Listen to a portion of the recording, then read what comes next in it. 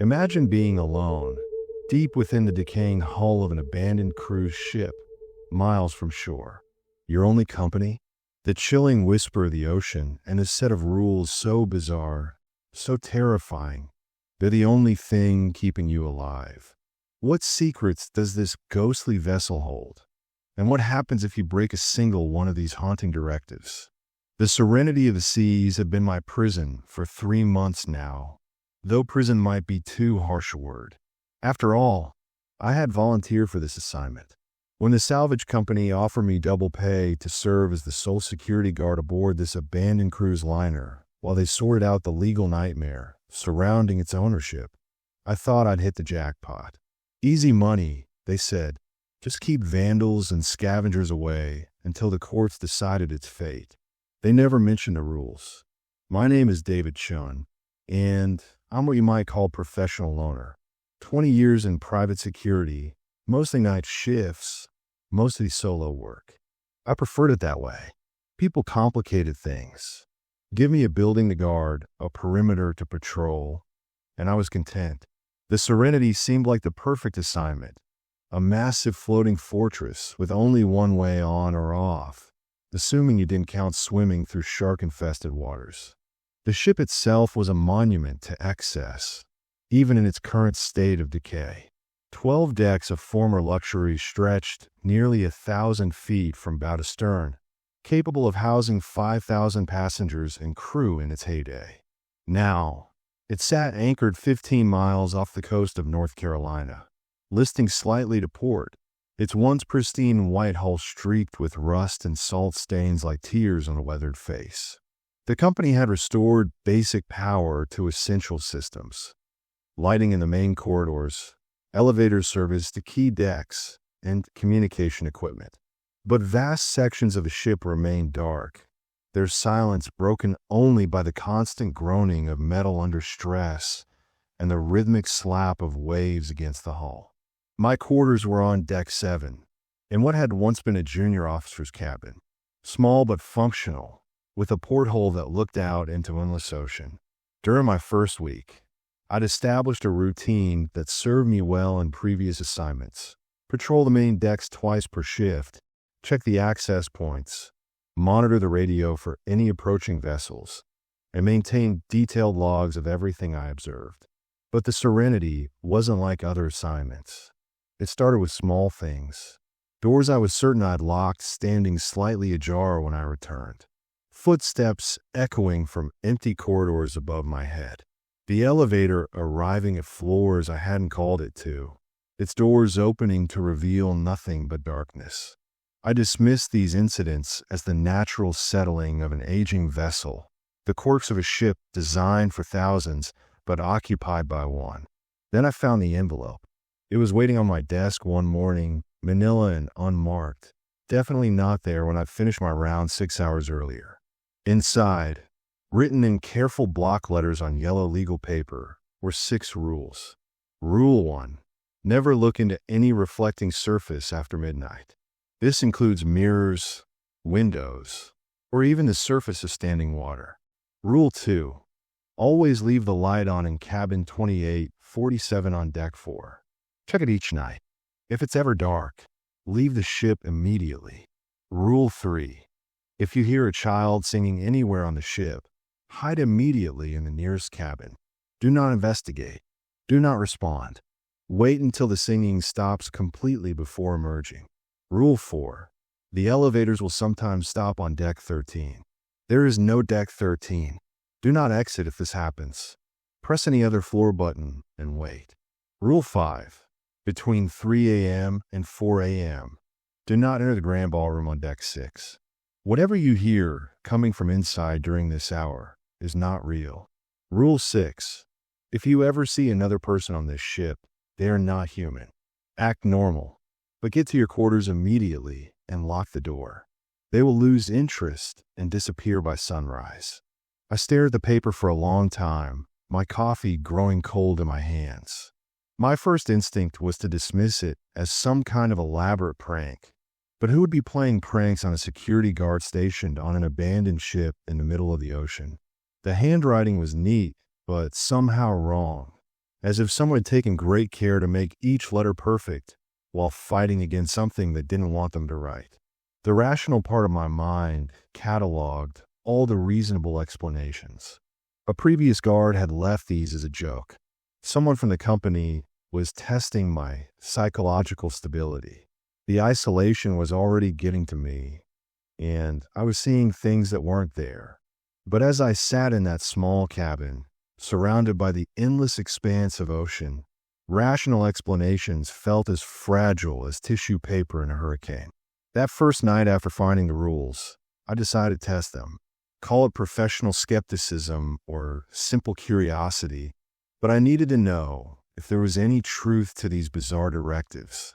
I started small. At 11:45 p.m., I positioned myself in front of the mirror in my cabin's tiny bathroom, watching the clock on my phone. As midnight approached, everything seemed normal. My reflection looked back at me, a weathered man in his 40s, graying hair, tired eyes, the standard navy blue uniform of ship security. But as the clock struck 12, something changed. It wasn't dramatic, nothing like the horror movies might suggest. My reflection simply delayed. When I raised my hand, it took a fraction of a second longer for the mirror image to follow. When I turned my head, the reflection seemed to be looking at something just over my shoulder. I stumbled backward, my heart hammering against my ribs. The reflection returned to normal immediately, but the message was clear. The rules weren't a joke. Over the following nights, I began to understand that the Serenity was far from empty. It was full, just not with anything I wanted to encounter. The rules weren't arbitrary commands. They were a survival guide, written by someone who had learned the hard way what shared the ship with me. The child singing was the worst. It started on my 6th night, a sweet, innocent melody drifting up from the lower decks around 2 a.m. Twinkle, twinkle, little star, sung in a voice that belonged to no earthly child. I had been checking the security monitors when the sound reached me, and my blood turned to ice water in my veins. Following Rule 3, I rushed to the nearest cabin, an abandoned passenger suite on Deck 8, and locked myself inside. The singing grew closer, moving through the corridors with purpose. Through the cabin's door, I could hear it passing by, accompanied by the soft patter of small feet on the carpet. The melody never wavered, never paused for breath, continuing for what felt like hours but was probably only minutes. When silence finally returned, I waited another 30 minutes before emerging, my hands shaking as I unlocked the door. The elevator incident happened during my 2nd week. I had pressed the button for Deck 10 to check the observation deck, but when the doors opened, the display showed 13. The button panel inside had an extra button that definitely hadn't been there before, glowing with a sickly yellow light. Through the open doors, I could see a corridor that looked wrong. Too long, too dark, with doors that didn't match any of the ship's architectural plans I'd studied. I pressed the button for Deck 7 repeatedly until the doors finally closed. When they reopened, I was back on my home deck. But the memory of that impossible floor haunted me. According to the ship's blueprints, there were only 12 passenger decks. Deck 13 didn't exist, couldn't exist. Yet I'd seen it, felt the unnatural cold air flowing from its impossible corridors. But it was cabin 2847 that truly convinced me I was no longer alone on the Serenity. Every night, as instructed by Rule 2, I would check to ensure the light was still burning. The cabin itself was unremarkable, a standard passenger accommodation with a queen bed, small sitting area, and bathroom. But the light was different. It didn't cast shadows the way normal lights should. Instead, it seemed to absorb darkness, creating a bubble of illumination that felt warm and safe in a way that defied explanation. One night, exhausted from a particularly difficult shift, I almost forgot to check. I was already in my quarters, boots off, ready for sleep, when the obligation hit me like a physical weight. Rule 2. Always check the light. Groaning, I pulled my boots back on and made the trek down to Deck 4. The cabin was dark.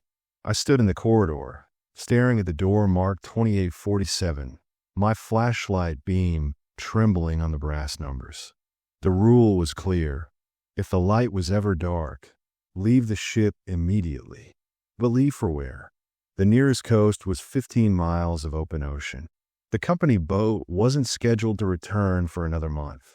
I was trapped on a floating tomb with whatever entities had claimed it as their own. As I stood there, paralyzed by indecision, I heard it. A soft sound from inside the cabin. Breathing. Slow, deliberate, definitely not human. Whatever had extinguished the light was still inside, waiting. I ran. That night, I barricaded myself in my quarters with every piece of furniture I could move. But morning came, as it always did, and with it the return of fragile courage.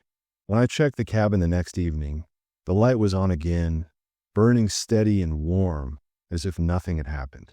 The rules had saved my life, but they had also shown me the truth about the serenity of the seas. The ship wasn't just abandoned. It was occupied by things that should not exist, things that followed their own alien logic and barely tolerated my presence. The rules were a truce, a fragile agreement that allowed one human to coexist with whatever had claimed this vessel as their domain. But truces, I was learning, could be broken. The second month aboard the Serenity brought a routine that felt less like security work and more like a careful dance with the supernatural.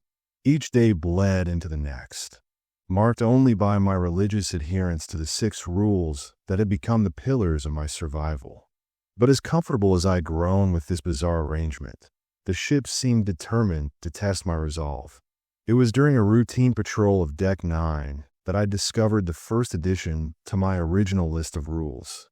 Tucked beneath the door of the ship's library was another manila envelope, identical to the first.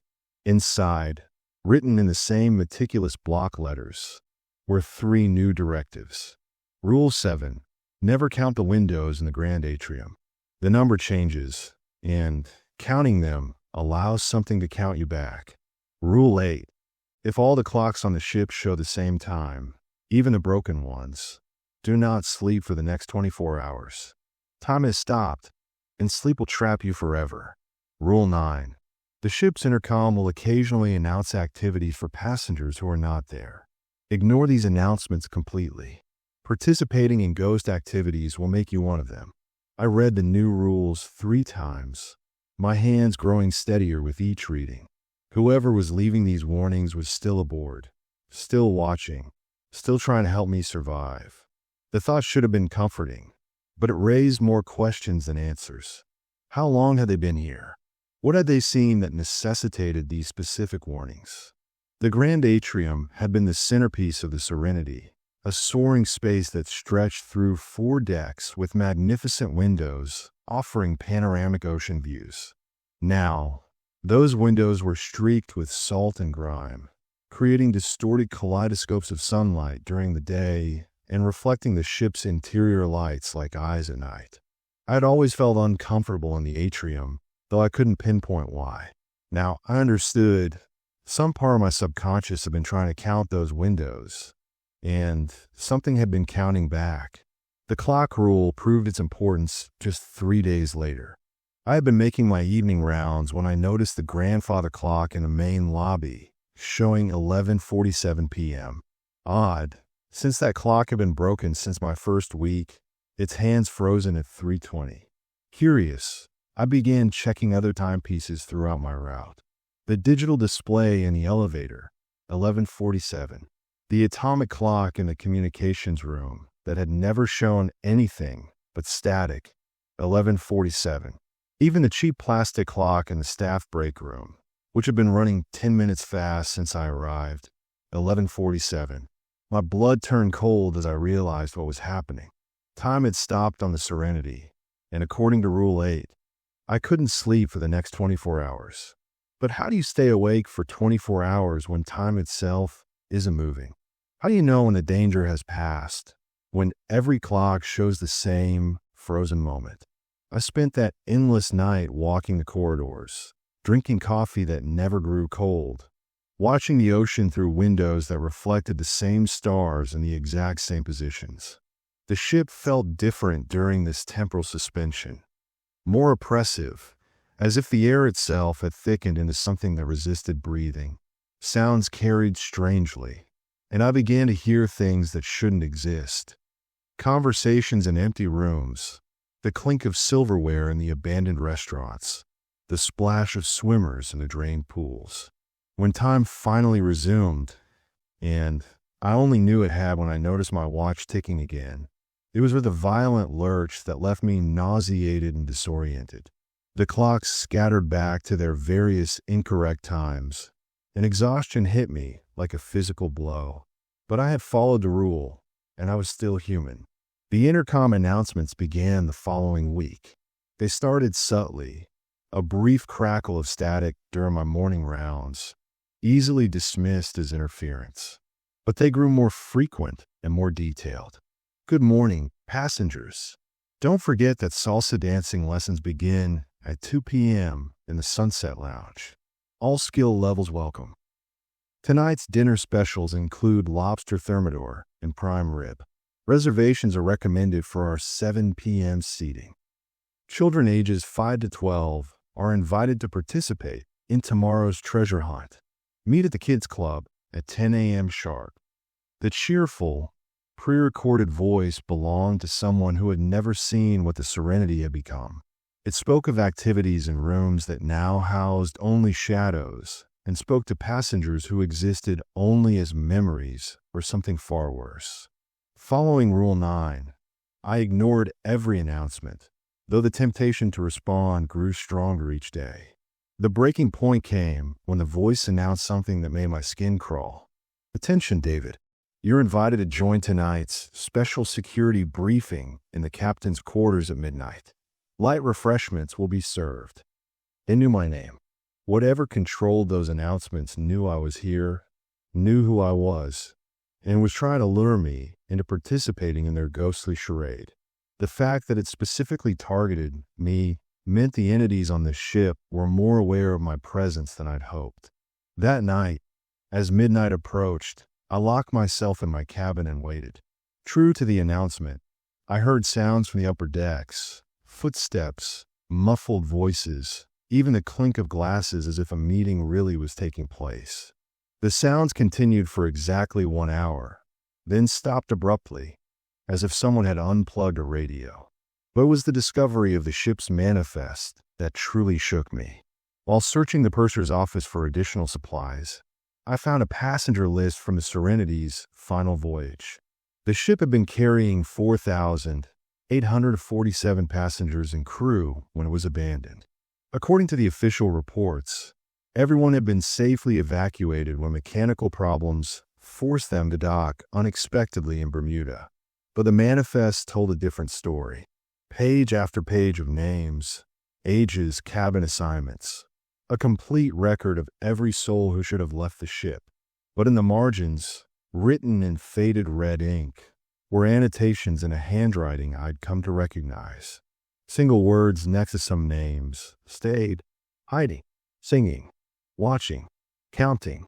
Most disturbing of all, at the bottom of the final page, was a new entry in fresh blue ink. David Chun, Security. Cabin 2847 Lightkeeper. Learning the rules. My hands shook as I stared at my own name, written in handwriting that wasn't mine. Someone, or something, had been updating the manifest, tracking not just who remained on the ship, but what roles they played in its supernatural ecosystem. I was no longer just a security guard. I had become part of whatever otherworldly community existed within the Serenity's hull. The realization forced me to see my situation with new clarity. The rules weren't just protecting me from the ship's entities. They were integrating me into their world. Each directive I followed, each supernatural occurrence I witnessed and survived, made me less human and more like them. I was becoming a permanent resident of this floating purgatory, whether I'd volunteer for the position or not. That night, I found another envelope. This one contained not new rules, but a single sheet of paper with a message that made my blood freeze. The rules protect you, but they also change you. Every night you survive makes you more like us and less like what you were. Soon, you won't need the rules because you'll understand them instinctively. Soon, you'll be writing rules for the next guard. Welcome to the crew of the Serenity of the Seas. Your shift never ends. I crumpled the paper, then smoothed it out and read it again. The handwriting was mine, but I had never written those words. As I sat in my cabin, staring at evidence of my own deteriorating humanity, the ship's intercom crackled to life once more. Attention passengers and crew, we'll be arriving at our final destination soon. Please ensure all personal belongings are secured and prepare for permanent docking. Thank you for choosing to spend eternity with us aboard the Serenity of the Seas. Outside my porthole, the ocean stretched endlessly in all directions. There was no destination, no port, no escape. The Serenity wasn't going anywhere. It was exactly where it needed to be, in that liminal space between the world of the living and whatever lay beyond. And I was becoming exactly what it needed me to become.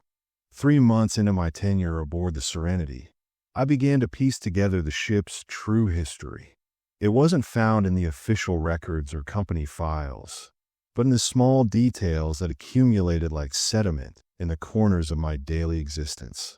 A child's drawing tucked behind a loose piece of wallpaper. A crew member's journal hidden in the back of a maintenance locker. Newspaper clippings stuffed into hollowed-out books in the library. The picture that emerged was far darker than the mechanical failure story I'd been told. The Serenity of the Seas had been on its maiden voyage, a 7-day luxury cruise from Miami to the Caribbean, when it encountered what the surviving reports called unprecedented weather conditions. But the weather hadn't been the real problem. According to the fragments of truth I was uncovering, something had come aboard during a stop in Haiti, something that shouldn't have been allowed on any vessel carrying living souls. I found the first clue in Dr. Margaret Holloway's medical log, abandoned in the ship's infirmary. Dr. Holloway had been the chief medical officer, and her entries chronicled a pattern of increasingly bizarre incidents. Day 3. Unusual number of passengers reporting nightmares. Common themes include drowning, being watched, and children singing. Prescribed mild sedatives. Day 4. 17 passengers failed to appear for scheduled activities. Room checks found all doors locked from inside, but occupants claim they never left their cabins. Several report others in their rooms. Day 5. Child from cabin 847 found in ship's ballroom at 3 a.m. singing. Parents insist she was asleep in their cabin. Child has no memory of leaving room. Multiple witnesses report impossible number of reflections in ballroom mirrors. Day 6. Emergency. Passenger count inconsistencies. Manifest shows 4,847 souls aboard, but physical counts varying between 4,839 and 4,855. Some passengers appearing in multiple locations simultaneously. Others not appearing at all despite confirmed presence on ship. The final entry, written in increasingly erratic handwriting, simply read, Day 7. They're not passengers anymore. God help us. We brought something aboard that's collecting souls. The evacuation is a lie. We're not leaving anyone behind because some of us were never really here to begin with. This explains so much about my current situation. The singing child, the impossible reflections, the entities that looked human but weren't. They weren't ghosts in any traditional sense. They were collections, imprints left behind when something had harvested the souls of the ship's passengers while leaving their physical forms behind. The evacuation in Bermuda hadn't saved everyone. It had simply removed the empty shells while leaving the collected essences trapped within the ship's hull. I was sharing the Serenity with the harvested souls of nearly 5,000 people. This revelation came with its own set of new rules, found slipped under my cabin door the morning after I had read Dr. Holloway's log. Rule 10. The passengers you occasionally see are not ghosts. They are echoes. Do not try to help them remember who they were. Remembering causes them pain. Rule 11. Never enter a cabin that has luggage outside the door. Someone is checking out, and witnessing this process will mark you for collection. Rule 12. If you hear your own voice calling to you from somewhere else on the ship, do not answer. Something is practicing how to be you. Rule 12 proved its importance just 2 nights later. I had been conducting my usual patrol of Deck 8 when I heard it. My own voice, calling from the direction of the grand ballroom. David? David, I need help down here. Something's wrong with the lights. The voice was perfect, identical to my own in every way, complete with the slight accent I'd picked up from years of living in different port cities. If I hadn't known better, I would have sworn I was listening to a recording of myself. But I was standing in the corridor, my mouth closed, listening to something else where my voice like a stolen coat. David, please, I think something's following me. The voice was getting more panicked, more desperate. Every instinct screamed at me to respond, to help, to investigate. But Rule 12 was clear. Something was practicing how to be me, and acknowledging it would only teach it better. I continued my patrol in the opposite direction, but the voice followed me through the ship's corridors, always staying just out of sight, calling my name with increasing urgency. It knew my routines, my concerns, even the way I'd react to different emergencies. Whatever was producing that voice had been watching me far longer than I'd realized. The calls continued for 3 hours before finally fading away. But their message was clear. My doppelganger was becoming more sophisticated, more convincing. Soon, it might not need to practice anymore. It was around this time that I began to understand the true purpose of my presence on the Serenity. I wasn't really a security guard. I was a caretaker, maintaining some kind of supernatural balance that kept the collected souls from spilling back into the world. The rules weren't just protecting me. They were protecting everyone else from what I was guarding. The realization came when I found the ship's original security protocols, written by the crew member who had held my position during that final, catastrophic voyage. James Rodriguez had been the night security supervisor, and his logs painted a picture of a man slowly realizing he was the only thing standing between a shipload of harvested souls and their escape into the wider world. The entities are not malicious by nature, Rodriguez had written. They are simply incomplete, desperate to fill the holes where their humanity used to be. They will take whatever they can find, memories, emotions, life force itself. The rules exist to contain them, to maintain the equilibrium that keeps them satisfied with what they already have. But the equilibrium requires maintenance. It requires a living soul to anchor it, someone who can resist collection while still understanding their nature. The position is permanent. I know this now. There is no leaving the ship because the ship is no longer just a vessel. It's a prison, and every prison needs a warden. Rodriguez's final entry was dated 7 years ago. That night, I dreamed of drowning, not in water, but in a sea of whispered voices, all calling my name, all begging me to help them remember who they used to be. I woke gasping, my sheets soaked with sweat, to find my cabin filled with the smell of salt water and something else, something organic and wrong. Standing at the foot of my bed was a figure I recognized from the passenger manifest. Mrs. Eleanor Vance, 67 years old, cabin 1247. She had been traveling with her granddaughter to celebrate their shared birthday. Now, she stood in my cabin wearing a cruise ship uniform identical to mine, her eyes holding an intelligence that was both familiar and completely alien. "Your shift is almost over," she said in a voice like wind through empty corridors. "We appreciate your service, David. Few security guards adapt as well as you have." I couldn't speak, couldn't move. The presence of this thing that had once been human filled my cabin like a physical weight. The rules have been teaching you, preparing you. Soon, You won't need them anymore because you'll understand what we are, what we need, what your real purpose has always been." She smiled, and her smile was exactly like the one in the family photos I found scattered throughout the ship. "You're not our guard, David. You're our shepherd. And every shepherd eventually joins his flock." She gestured toward my desk, where I saw a manila envelope I hadn't placed there. "Your final instructions," she said.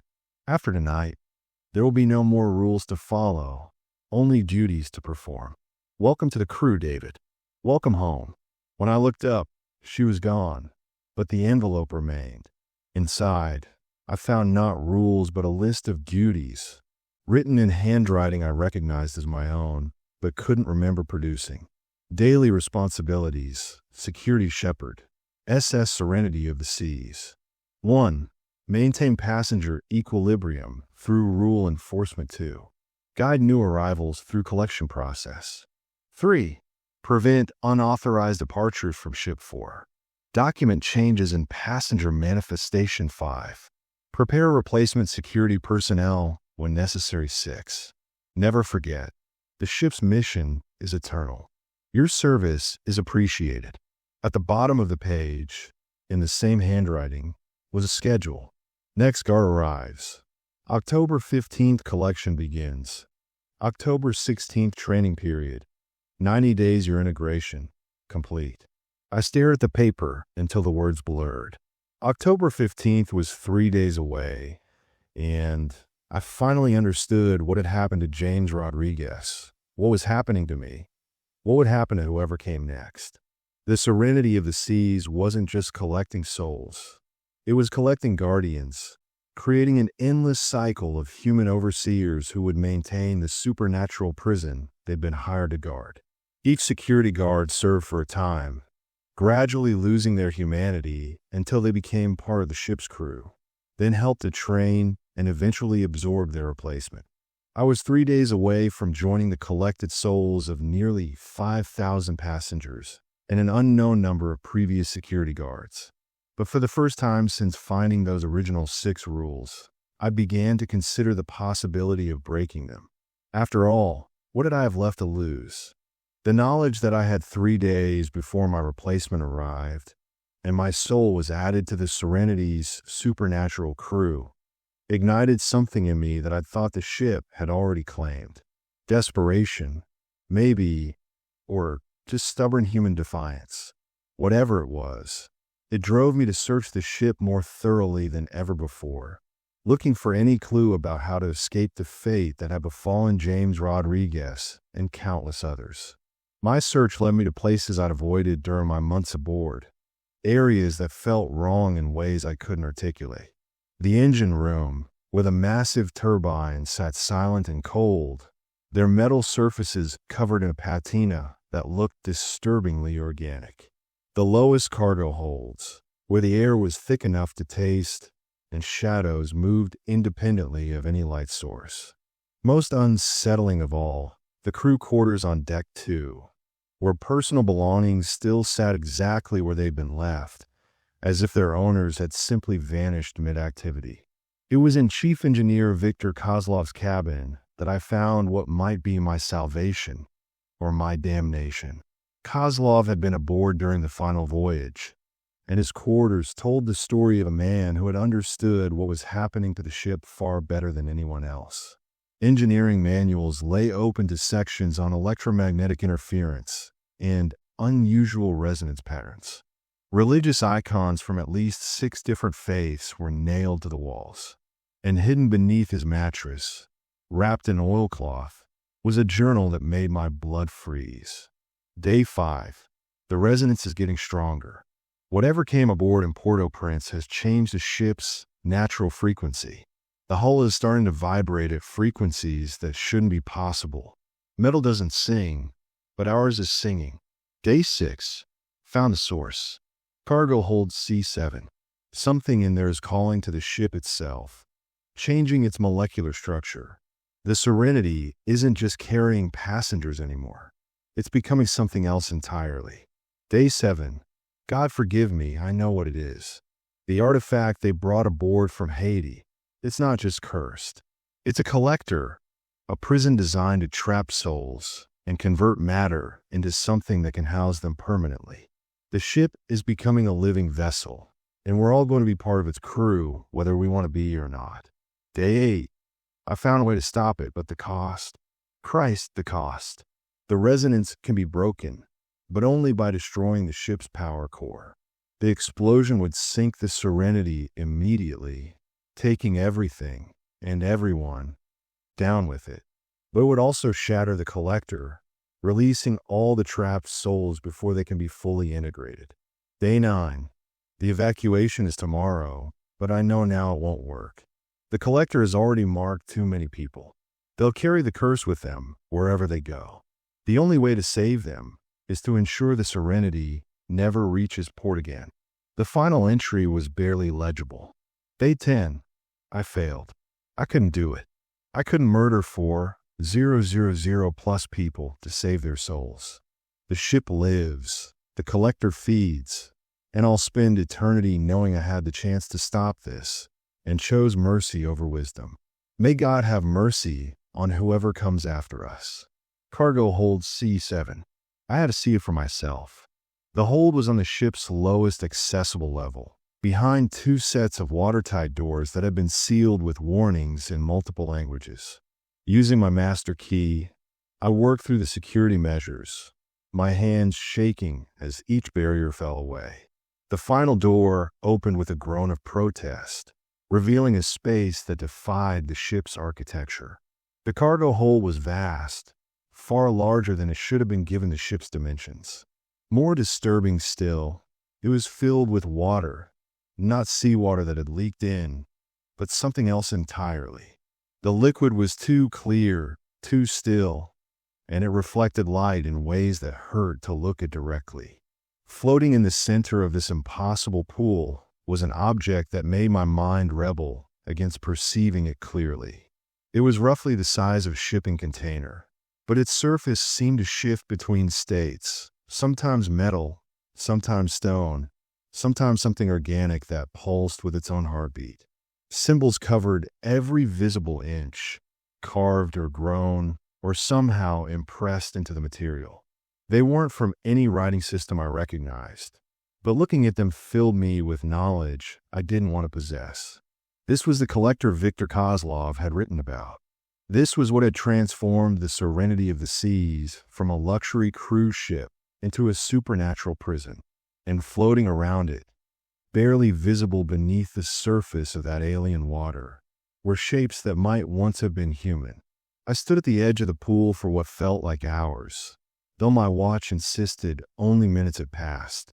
The artifact called to me in a voice that wasn't sound, promising completion, promising an end to the isolation and fear that had defined my months aboard the ship. All I had to do was step into the water, let it embrace me, and I would finally understand what I was truly meant to become. But Viktor Kozlov's words echoed in my mind. The only way to save them is to ensure the Serenity never reaches port again. He had found a way to destroy the ship and break the collector's hold on the trapped souls. The power core, if I could overload it, trigger an explosion large enough to crack the ship's hull and sink it completely. The collector would be destroyed and the souls would be free. Of course, I would die in the process. But given the alternative, spending eternity as part of the ship's crew, helping to trap and convert other innocent souls, death seemed like mercy. I spent the next 2 days studying the ship's engineering systems, using Victor's notes to understand how to cause a catastrophic power failure. It wasn't complex, really. The Serenity's backup generators were designed with multiple fail-safes to prevent exactly what I was planning. But those fail-safes could be bypassed if you knew how. Victor had mapped out every step, every circuit that needed to be disabled, every safety protocol that had to be overridden. But the ship itself began to resist my efforts.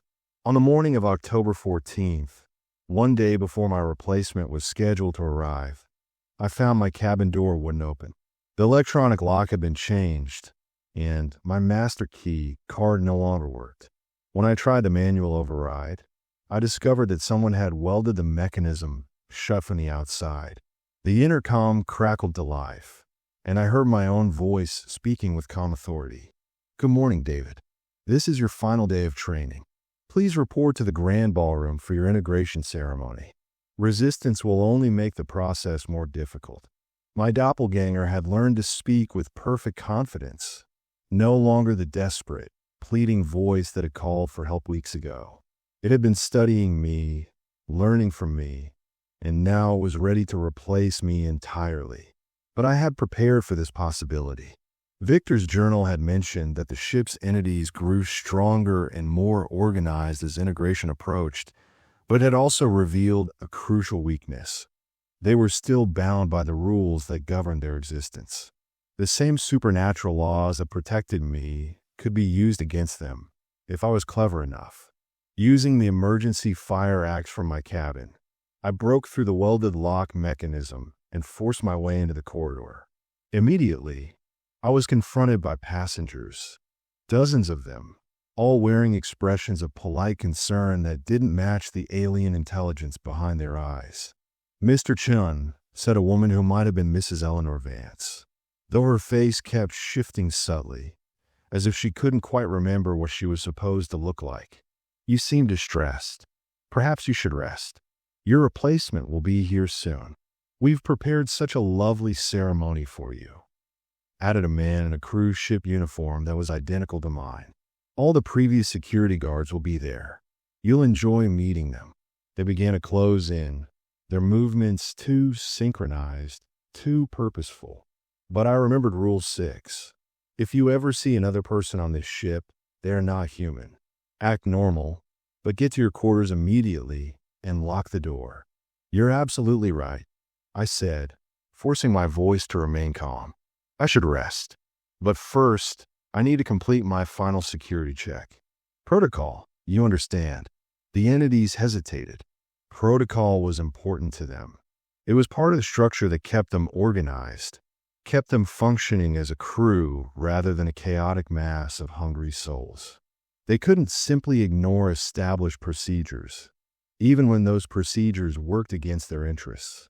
"Of course," Mrs. Vance said, though her smile had become strained. "But please be quick. We're all so excited to welcome you properly." I nodded and walked past them, maintaining the appearance of calm compliance while every nerve in my body screamed. They watched me go, but they didn't follow. Not yet. The rules still held power over them, still constrained their actions within certain boundaries. But those boundaries were weakening. I could feel it in the air itself, a loosening of the supernatural laws that had governed the ship for so long. Soon, the rules would no longer protect me. Soon, I would become just another face in their collected crowd. I had hours, maybe less, before my integration ceremony began, whether I attended voluntarily or not. The engine room had become a maze of cables and jury-rig connections over the past 2 days. Following Victor's detailed instructions, I had bypassed 17 different safety systems, rerouted power flows through circuits that were never meant to handle such loads, and created a cascade failure scenario that would overload every generator simultaneously. All that remained was to throw a single switch. But as I reached for it, I heard footsteps on the metal stairs behind me, measured, deliberate, unmistakably human. I turned to see myself walking down the steps, wearing my exact uniform, my exact expression of professional concern. "You can't do this, David," my doppelganger said in my own voice. "Think of all the people you'll be killing. Think of all the souls you'll be condemning to oblivion." "They're already dead," I replied, surprised by how steady my voice sounded. "Whatever you've done to them, whatever you've made them into, it's not life. But it's existence," the thing wearing my face argued. "It's consciousness, memory, experience. We've saved them from true death, given them purpose, given them community. Isn't that better than the cold, empty void of non-existence?" For a moment, I hesitated. The doppelganger's words carried a terrible logic. Was I saving these souls, or was I simply destroying the only form of afterlife they would ever know? Did I have the right to make that choice for nearly 5,000 people? Then I remembered the child's voice, singing endlessly in empty corridors. I remembered Mrs. Vance's eyes, holding intelligence that was familiar, yet completely alien. I remembered the passengers in the manifests, marked as hiding and watching and singing, reduced to single-word functions in a supernatural ecosystem that fed on human essence. This wasn't salvation. It was the cruelest form of imprisonment imaginable. They deserve peace, I said, and threw the switch. The effect was immediate. Emergency lights began flashing throughout the ship as overloaded circuits sparked and failed. The doppelganger's face contorted with rage that was too intense, too raw to be truly human. "You fool!" It screamed in a voice that was no longer mine. "Do you know what you've done? Do you know how long it took us to build this perfect system?" The ship's hull began to vibrate as the generators overloaded, their safety systems failing in exactly the sequence Victor had predicted. Deep below, I could hear the collector responding to the cascade failure, its alien harmonics becoming discordant and violent. My doppelganger lunged at me, but its form was already becoming unstable as the ship's supernatural framework collapsed. I could see through its increasingly transparent flesh to the mass of desperate souls writhing beneath. Fragments of passengers and crew and previous security guards, all bound together in a parody of human consciousness. The explosion, when it came, was like nothing I had ever experienced. The blast lifted me off my feet and slammed me against the engine room's steel bulkhead, my vision exploding into stars and darkness. When awareness returned, I was lying in several inches of water that tasted of salt and something far more ancient. The emergency lighting had failed completely, leaving only the hellish glow of electrical fires to illuminate the chaos around me. The ship was dying. Metal screamed against metal as the Serenity's hull buckled and twisted. The collector's destruction had sent shockwaves through every molecule of the vessel, unmaking the supernatural bonds that had held it together for so long. But the ship was fighting its death, and the death was fighting back. Above the sound of collapsing bulkheads and rushing water, I could hear them. The passengers, the crew, all the collected souls crying out as their prison dissolved around them. But these weren't screams of terror or pain. They were something far more complex. Relief mixed with anguish, gratitude twisted with rage, the sound of beings who had existed in limbo for so long that freedom and destruction had become indistinguishable. I hauled myself to my feet, ignoring the sharp pain in my ribs and the warm wetness running down my face. The ship was listing heavily to starboard now, and I could feel her settling deeper into the water with each passing minute. Victor's plan had worked. The serenity of the seas would never reach port again. But I was still aboard, and the nearest land was 15 miles of shark-infested ocean away. As I struggled through the flooding corridors, I encountered them one last time. The passengers stood in the rising water like monuments to the dead, their forms more translucent than ever, but somehow more real as well. Mrs. Eleanor Vance appeared beside me, her face no longer wearing that alien intelligence, but showing instead a grandmother's kind confusion. "Where are we?" she asked, her voice barely audible above the sound of the ship's death throes. "I was supposed to meet my granddaughter for dinner. She'll be worried if I'm late." "You're going home," I told her, and watched as understanding dawned in her eyes. She smiled, genuinely smiled for the first time since I'd seen her, and faded away like morning mist. Others approached as I climbed toward the upper decks, each one briefly returning to their true selves before dissolving into whatever came after. A young father thanked me for letting him see his children again, even if only in memory. A crew member apologized for the trouble they'd caused, and asked me to tell his wife he'd always loved her. A child, the singing child, took my hand with fingers that felt like cool breeze and whispered that she wasn't afraid anymore. One by one, They said goodbye and let go, released at last from the supernatural prison that had held them for so long. But not all of them were grateful. As I reached Deck 6, I found myself face to face with the thing that had been my doppelganger. It stood in the tilting ballroom, surrounded by the wreckage of mirrors that no longer showed impossible reflections. The cascade failure had damaged it severely. Its form flickered between my appearance and something far older and hungrier. But it was still cohesive, still furious. "Look what you've done," it snarled, gesturing at the chaos around us. Centuries of work, thousands of souls preserved, an entire ecosystem of consciousness, destroyed by one man's selfish need to feel heroic. Heroic, I laughed, surprised by the bitter sound that came from my throat. There's nothing heroic about this. I'm probably about to drown in the middle of the Atlantic Ocean. I just wanted to die human instead of becoming whatever you are. "What we are is what comes next," the doppelganger replied, its form stabilizing slightly. Evolution beyond the limitations of flesh, beyond the temporary nature of biological existence. "We offered you immortality, purpose, community, and you chose oblivion." The ship lurched again, and I heard the groaning sound of metal giving way to forces it was never designed to withstand. We didn't have much time left. "I chose freedom," I said. "For all of them. For me. Even for you. If you're smart enough to take it." The doppelganger stared at me for a long moment, its borrowed features cycling through expressions that ranged from rage to confusion to something that might have been grief. Then, without another word, it began to dissolve, its constituent souls finally accepting their release. But just before it vanished completely, it spoke one last time in a voice that was purely its own. "The sea is full of hungry things, David Chun, and they know you're coming." I was alone on a sinking ship in the middle of the ocean, with no hope of rescue and no way to survive the next few hours. But for the first time in months, I felt truly human again.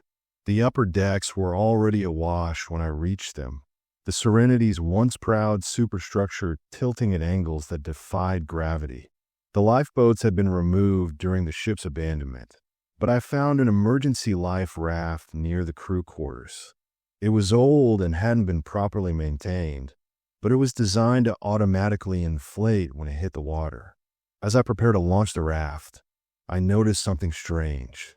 The water around the ship was glowing with a soft, phosphorescent light that had nothing to do with the electrical fires below. It was beautiful and terrifying, as if the ocean itself had become aware of the supernatural drama playing out on its surface. I activated the raft and watched it deploy properly, then climbed over the rail. The fall to the water seemed to take forever, and when I finally hit the surface, the cold was like a physical blow. But I was alive, floating free of the dying ship, watching as the serenity of the seas began its final plunge toward the abyssal depths. The ship went down slowly, almost ceremonially, as if it understood the significance of its own destruction.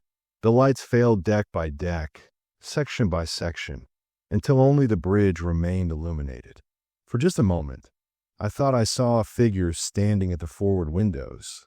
Captain Rodriguez, perhaps, or Victor Kozlov, or one of the countless other souls who had been trapped within the ship's hull. Then the bridge lights winked out, and the serenity of the seas slipped beneath the waves forever. I floated in the life raft for 3 days before a Coast Guard cutter found me. By then, I was sunburned, dehydrated, and probably suffering from exposure-induced hallucinations. But I was alive, and more importantly, I was still myself. The official report listed the Serenities sinking as a catastrophic structural failure caused by metal fatigue and poor maintenance.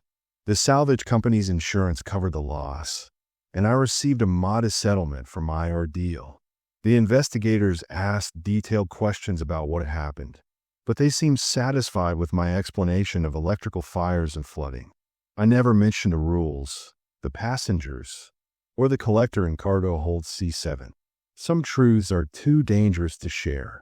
But sometimes, on quiet nights, when the wind carries the sound of distant waves, I hear them, faint voices carried on the salt air, singing children's songs or calling out names I remember from the passenger manifest. They're at peace now, I tell myself. They're free. Most of the time, I believe it. I've never worked ship security again. In fact, I've never worked any job that requires me to be alone with the supernatural for extended periods. I know now that there are things in this world that feed on human consciousness, that collect souls like specimens, that build prisons out of our own hopes and fears. And I know that somewhere in the deep Atlantic, the wreckage of the Serenity of the seas rests on the ocean floor, its hull broken, its corridors flooded, its supernatural crew finally at rest. But the sea is vast, and there are other ships, other collectors, other rules waiting to be discovered by unsuspecting guards who think they're just taking an easy assignment. If you ever find yourself alone on a vessel that feels wrong, that seems bigger on the inside than the outside, that whispers to you in voices you almost recognize, remember this story. Remember that some jobs aren't worth any amount of money, and some rules exist for reasons you never want to understand. Most importantly, remember that in the battle between human dignity and inhuman preservation, there's only one choice that lets you remain who you are. Choose freedom. Choose mortality. Choose the uncertain darkness of death over the certain horror of eternal imprisonment. And if you ever receive a job offer to work security on an abandoned ship, no matter how much they're paying, no matter how desperate you are, just say no. Some prisons are designed to trap the guards as much as the inmates, and some rules are written in blood that never dries. The Serenity of the seas is gone, but it was never the only vessel of its kind. The ocean is full of hungry things, and they're always looking for new crew members. Don't let them find you. Final log entry. David Chun, former security guard SS Serenity of the Seas. Lost at sea. October 17th, all hands presumed lost case closed. But some cases never really close, do they? Some rules never stop applying. And some ships are still sailing.